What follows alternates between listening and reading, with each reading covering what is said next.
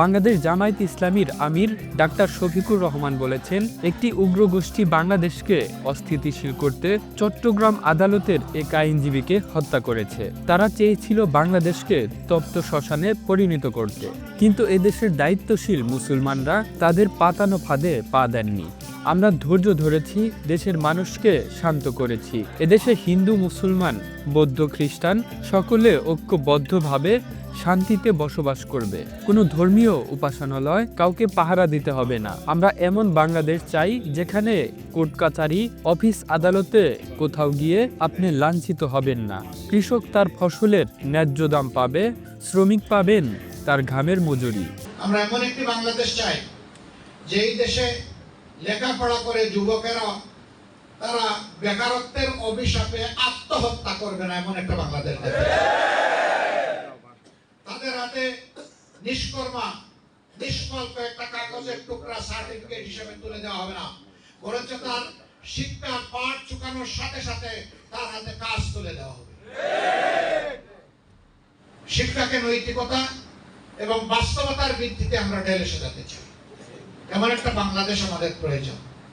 এমন বাংলাদেশ প্রয়োজন যেখানে মসজিদ, মন্দির, মঠ, প্যাগোডা কিংবা চার্চ পুরোটাই পাহারা দেওয়ার দরকার পড়বে। মিলেমিশে আমাদের সুন্দর বাগানে আমরা থাকবো। যার যার কাজ, যার যার ধর্ম, সে তার রুচি এবং তার চিন্তা অনুযায়ী সে আদায় করবে। সেখানে কেউ হস্তক্ষেপ করার দুঃসাহস দেখাবে না। সেই বাংলাদেশটি আমরা চাই। তার কোনো প্রমাণ আছে কিনা? অবশ্যই আছে, অবশ্যই আছে। এই দেশে এই যে সম্প্রতি চট্টগ্রাম আদালতে একজন আইনজীবীকে কিছু উগ্র গোষ্ঠী হত্যা করলো, তারা চেয়েছিল এর মাধ্যমে বাংলাদেশকে তপ্ত একটা শ্মশানে পরিণত করবে।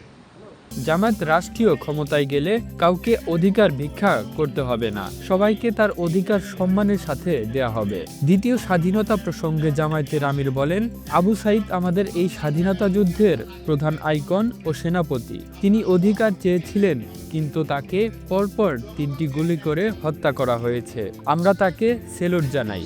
লেখাপড়া করে এদেশে যুবকেরা বেকারত্বের অভিশাপে আত্মহত্যা করবে না, যেখানে শিক্ষা অর্জন করে সাথে সাথেই কাজ পাবেন।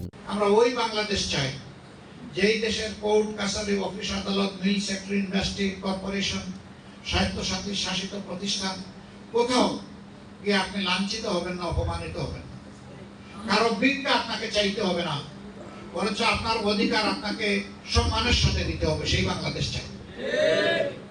শ্রমিক তার ঘামের অধিকার পাবে, মূল্য পাবে। কৃষক তার মাঠে যে ফসল ফলায় তার মর্যাদা পাবে। অফিসের কর্মচারী আল্লাহকে ভয় করে কলম চালাবে। বিচারকের আসনে বসে মানুষের উপরে জুলুম করবে না। আমরা সেই বাংলাদেশ চাই। আপনারা কি এমন একটা বাংলাদেশ চান?